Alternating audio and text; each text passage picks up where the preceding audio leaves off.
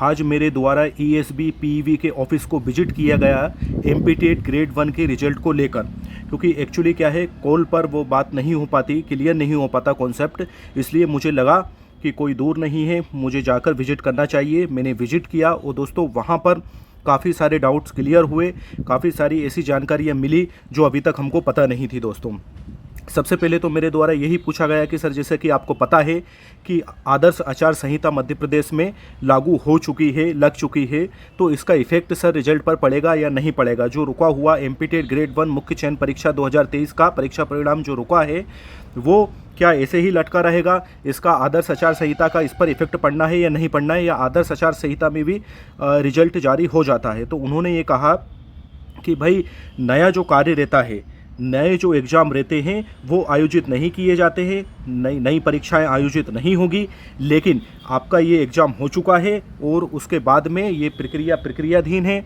और ये नई प्रक्रिया नहीं है, इसलिए जो है आचार संहिता के दौरान भी रिजल्ट जारी हो सकता है। इसका आचार संहिता से कोई लेना देना नहीं है, इस पर कोई इफेक्ट नहीं पड़ेगा।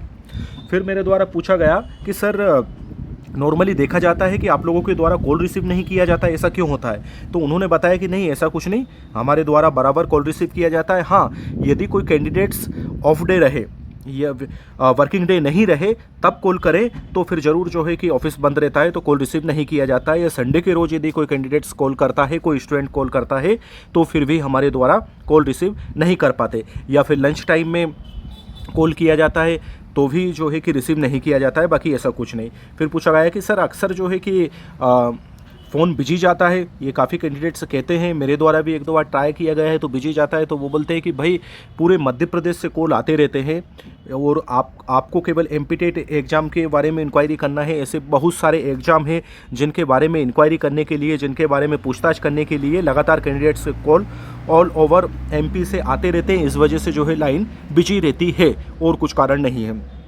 फिर मेरे द्वारा उनसे क्वेश्चन किया गया कि सर, आखिर परीक्षा परिणाम क्यों लटक गया बेवजह, जब आपने जो है आंसर की समय पर जारी कर दी थी। 45 डेज़ के भीतर लगभग देखने में ये आता है कि परीक्षा परिणाम जारी कर दिया जाता है, तो फिर जो है कि अभी तक इतना क्यों पेंडिंग है, क्या कारण है? तो फिर उनके द्वारा बताया गया कि भाई परीक्षा परिणाम कोई हमारे द्वारा नहीं लटकाया गया, कोई परीक्षा परिणाम अटकाया नहीं गया हमारे द्वारा। यदि ऊपर से आदेश आता है तो शाम को ही आपको जो है परीक्षा परिणाम देखने को मिल जाएगा, क्योंकि हमारी तरफ से हमारा जो कार्य था, हमारा जो दायित्व था, उसका हम निर्वहन कर चुके हैं। हमारा दायित्व था कि रिजल्ट को समय पर कंप्लीट करना, रिजल्ट को समय पर पूर्ण करना, और वो हम पूर्ण कर चुके हैं। हमारा जो दायित्व था, कर्तव्य था, उसका निर्वहन कर चुके हैं। लेकिन हमारा कार्य केवल परीक्षा परिणाम तैयार करना है, ना कि बिना किसी आदेश के, बिना किसी अनुमति के उसको जारी करना है। तो जब तक हमको ऊपर से आदेश नहीं मिलता, विभागीय आदेश नहीं मिलता, तब तक हम जो है कि परीक्षा परिणाम जारी नहीं कर सकते। तो फिर मेरे द्वारा क्वेश्चन किया गया कि सर, आखिर क्या रीज़न है, क्या वजह है कि आपको आदेश नहीं मिल रहा है? तो उनके द्वारा बताया गया कि ओबीसी आरक्षण की वजह से 27% जो ओबीसी आरक्षण का जो मैटर है, उस वजह से जो है कि ये परीक्षा परिणाम लटका हुआ है, इस वजह से।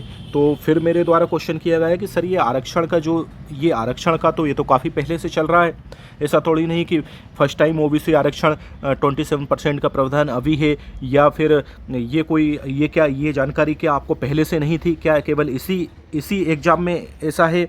तो उनके द्वारा क्वेश्चन किया गया कि भाई हमारा यहाँ पर आपको केवल मूलभूत जानकारी, जो बेसिक जानकारी उपलब्ध करवाने का दायित्व है। हम और अन्य कोई डीपली ऐसी इन्फॉर्मेट और अन्य डीपली जानकारी हम आपको उपलब्ध नहीं करा सकते।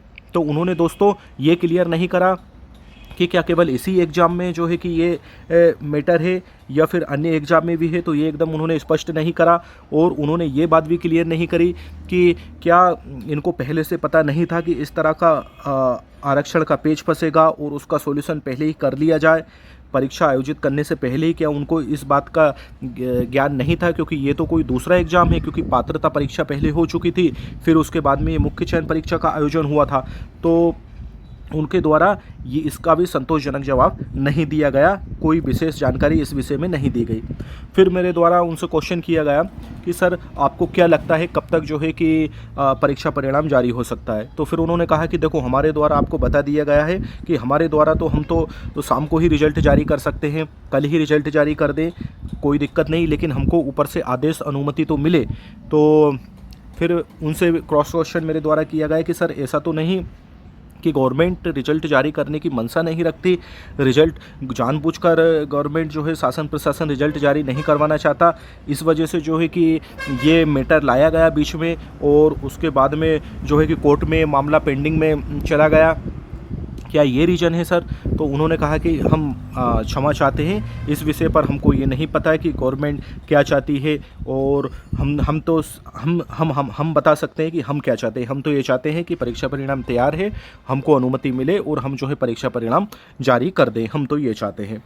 तो दोस्तों, उनके द्वारा इस बात को भी स्पष्ट नहीं किया गया कि आखिर जो है कि क्या गवर्नमेंट के द्वारा ऐसा, तो वो अपनी जगह पर सही है, क्योंकि वो गवर्नमेंट के विषय में बोलने पर, उनके विषय में बात करने पर, या उन पर जो है कि आरोप प्रत्यारोप के विषय में कुछ कहने पर वो असमर्थ है। तो इस बात में कोई हमको भी कोई ऑब्जेक्शन नहीं रहा, और नॉर्मली ऐसा ही क्वेश्चन किया गया। फिर उनसे पूछा गया कि सर क्या लगता है आपको जो है कि अगर रिजल्ट जारी हो जाता है अभी चुनाव से पहले, तो आपको लगता है सर कि चुनाव से पहले रिजल्ट आ सकता है? और रिजल्ट यदि चुनाव से पहले जारी हो जाता है तो क्या भर्ती प्रक्रिया भी प्रारंभ हो जाएगी, या फिर उसमें चुनाव परिणाम तक उसमें इंतज़ार करना होगा? तो उन्होंने कहा कि आपका ये क्वेश्चन बिल्कुल सही है।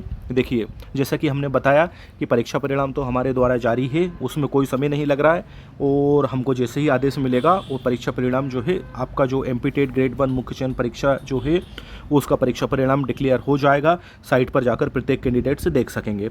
लेकिन उसके बाद में रही बात भर्ती प्रक्रिया की, तो हमारा काम जो ईएसवी है, एम्प्लॉय सिलेक्शन बोर्ड जो है, पीवी है, प्रोफेशनल एग्जामिनेशन बोर्ड जो है, जिसको व्यापम नाम से भी जाना जाता था, तो उनका कहना ये है कि हमारा काम केवल और केवल जो है रिजल्ट डिक्लेयर करना है, भर्ती प्रक्रिया संपन्न कराना हमारा कार्य नहीं है, वो कार्य है डीपीआई का, और वो भी जो है गवर्नमेंट के अधीन है। उन्होंने बताया कि देखिए, हम कोई प्राइवेट संस्था नहीं है और हम कोई व्यक्तिगत संस्था नहीं है, हम हमारे गवर्नमेंट के द्वारा हमारे विभागीय जो आदेश रहता है, शिक्षा विभाग का जो आदेश रहता है, उसका परिपालन करना हमारा दायित्व रहता है, और हम जो है उसे अच्छी तरह से निभाते हैं। और हमारा काम जो है परीक्षा परिणाम केवल डिक्लेयर करना है, ना कि भर्ती प्रक्रिया का आयोजन करना। भर्ती प्रक्रिया की यदि आपको जानकारी चाहिए, भर्ती प्रक्रिया से संबंधित यदि आपको किसी भी प्रकार की इन्फॉर्मेशन चाहिए, तो उसके लिए आपको ईएसवी पर यहाँ पर जानकारी नहीं मिलेगी, आपको जो है डीपीआई कार्यालय जाना पड़ेगा, वहाँ पर जानकारी मिलेगी। क्योंकि दोस्तों,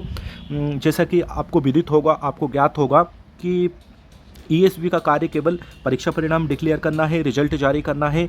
भर्ती प्रक्रिया का कार्य जो है डीपीआई का है, ना कि ईएसवी का है। लेकिन हमारे द्वारा क्वेश्चन कर लिया गया था कि देखते हैं कि ये क्या बोलते हैं, तो उनके द्वारा ये बताया गया है कि फिर हमने पूछा कि सर नॉर्मली फिर भी आप देखते हैं इतने एग्ज़ाम के रिजल्ट, परीक्षा परिणाम जारी हो चुके हैं, तो सर प्लीज़ आप थोड़ा सा इस विषय में बताएं। तो उन्होंने कहा कि हाँ, जहाँ तक हमारा अनुमान है, भर्ती प्रक्रिया भी कोई नई बात नहीं है। क्यों? क्योंकि ये आपका एग्ज़ाम जो है, एग्ज़ाम का नोटिफिकेशन आचार संहिता से पहले जारी हुआ, एग्ज़ाम जो है आचार संहिता से पहले हुआ, परीक्षा आपकी हो चुकी है, केवल रिजल्ट आना है, तो रिजल्ट भी जो है आचार संहिता के दौरान आ सकता है, और उसके बाद में भर्ती प्रक्रिया भी प्रारंभ की जा सकती है। इसमें कोई वो नहीं है, क्योंकि कोई ये नया काम नहीं है, और केवल आचार संहिता में जो लाभ की दृष्टि से जो कार्य रहते हैं उन पर प्रतिबंध रहता है। लेकिन जो डेली रूटीन वाले वर्क रहते हैं, जो कि प्रक्रियाधीन रहते हैं, जो कि प्रगतिरत रहते हैं, उन पर आदर्श आचार संहिता,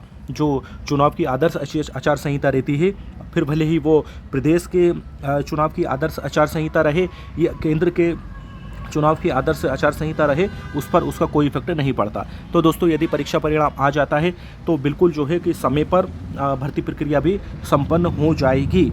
तो फिर हमारे द्वारा क्वेश्चन किया गया कि सर क्या लगता है आपको जो है कि यदि अभी जैसे कि आपको पता है कि 17 नवंबर को मध्य प्रदेश में चुनाव है, और उसके बाद में क्या मतलब जो है कि पहले ही चुनाव से पहले ही परीक्षा परिणाम हो सकता है? क्योंकि भाई जो नेता है, जो उम्मीदवार है, जो कैंडिडेट्स हैं, पार्टी अभी इन्हें नहीं चाहेगी कि कैंडिडेट्स निराश ना हो और मतदान कक्ष में खुश होकर वोट देने जाएं, और उसके पार्टी के फेवर में ही वोट दें, सत्ताधारी पार्टी के, और पार्टी से हताश ना हो। वो हो सकता है दीपावली पर गिफ्ट मिल जाए। तो हमारे द्वारा उनसे एक फ्रेंडली क्वेश्चन किया गया, तो उन्होंने बड़ी बड़ी विनम्रतापूर्वक कहा कि सर इस विषय पर हम कोई टिप्पणी नहीं कर सकते, इस विषय पर हम कोई जानकारी नहीं दे सकते। हम आपको केवल ये बता सकते हैं कि हमारे द्वारा कोई विलंब नहीं किया गया, आपका परीक्षा परिणाम तैयार है, जैसे ही आदेश मिलेगा आपको आपका परीक्षा परिणाम देखने को मिल जाएगा। तो फिर हमारे द्वारा बहुत बहुत धन्यवाद अदा किया गया दोस्तों।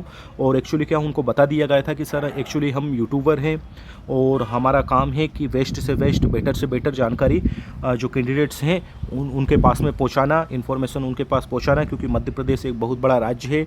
हर कैंडिडेट्स जो है कि आपके ऑफिस विजिट नहीं कर सकता, इसलिए सर हमको लगा कि हमको स्वयं ऑफिस विजिट करना चाहिए, आपसे मिलना चाहिए और उसके बाद में जानकारी एकत्रित करके जो भी भविष्य के भावी शिक्षक हैं, एमपीटेट ग्रेड 1 क्वालिफाइड कैंडिडेट्स हैं जो अपना शिक्षक बनने का सपना संजोए हैं, उनको ये महत्वपूर्ण जानकारी प्रदान करना हमारा केवल मकसद था सर, इसके अलावा और कुछ भी नहीं। और सर सॉरी यदि हमारे द्वारा कुछ गलत क्वेश्चन किया गया हो उसके लिए। तो उन्होंने थैंक यू किया दोस्तों, फिर हम वहाँ से चल पड़े। तो दोस्तों निष्कर्ष यही निकला है कि आपको जो है जैसे हम देखते हैं कि कुछ लोग जो है ईएसबी डीपीआई के सामने धरना प्रदर्शन करते हैं, तो उसमें वो एक संस्था है, एक ऑफिस है, एक कार्यालय है, उनकी मजबूरी है, उनकी व्यवस्था है, वो सरकार के अधीन है। यदि आपको आपका जो है कि आवाज़ बुलंद करना है तो सरकार को दिखाना है, शासन प्रशासन को दिखाना है, ना कि किसी कार्यालय को, क्योंकि कार्यालय तो सरकार के अधीन है, सरकार जो आदेश देगा वही वो करेंगे। ऐसा तो है नहीं कि आप कार्यालय को मना लोगे, ईएसबी ऑफिस को मना लोगे, वहाँ के कर्मचारियों को मना लोगे, तो आप जैसा चाहोगे वो मना लोगे, तो फिर उसके बाद में ही आप उनको एग्री कर लोगे, तैयार कर लोगे, तो परीक्षा परिणाम आपको देखने को मिल जाएगा या पद वृद्धि देखने को मिल जाएगी। तो दोस्तों ऐसा कुछ नहीं। अब सबसे अच्छी बात यह है कि लगभग टिकट, विधानसभा चुनाव का टिकट जो है लगभग जो भावी विधायक हैं उनको पार्टियों द्वारा वितरित कर दिया गया है। तो आप उनसे संपर्क करिए कि आदरणीय महोदय, हम तहे दिल से आपके साथ में थे, हैं और आगे भी रहेंगे। बस आप इतनी कृपा दृष्टि कर दो, हमारी ये बात ऊपर तक पहुंचा दो कि पद वृद्धि के साथ में चुनाव से पहले रिजल्ट डिक्लेयर कर दो। तो इससे क्या है कि हम खुश आपके पक्ष में मतदान कर सके, और नहीं तो मजबूरन हम तो चलो ठीक है एक बार का कर देंगे, लेकिन हमारे जो अन्य साथी हैं वो आपसे खफा रहेंगे, हताश रहेंगे, उदास रहेंगे, निराश रहेंगे, तो फिर वो आपके पक्ष में मतदान नहीं करेंगे आदरणीय। बस आपसे यही निवेदन है। तो ये सटीक बात उनके मन मस्तिष्क पर बैठेगी और आपको सकारात्मक परिणाम देखने को मिलेगा। ये बहुत ही राम रुखी बात है दोस्तों। मुझे उम्मीद है दोस्तों ये जानकारी जो हमारे द्वारा एकत्रित की गई थी, हमारे द्वारा ऑफिस विजिट जाकर क्वेश्चन किया गया था, ये इन्फॉर्मेशन आपको बेहद ही इम्पोर्टेंट लगी होगी।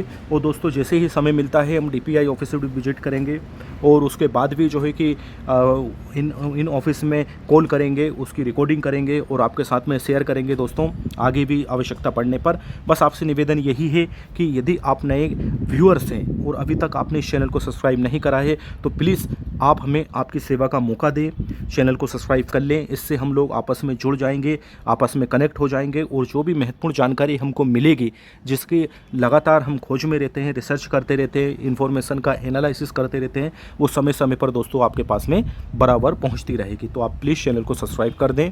और जिस तरह से महत्वपूर्ण जानकारी आपको मिली है, ऐसे ही आपके जो अन्य भाई बहन हैं जो इस एग्ज़ाम को देकर बैठे हैं इस इन्फॉर्मेशन के इंतज़ार में, तो ये वीडियो शेयर कर दें, तो उनको भी ये महत्वपूर्ण जानकारी समय पर उपलब्ध हो जाएगी दोस्तों। तो आप प्लीज़ इसको शेयर कर दें।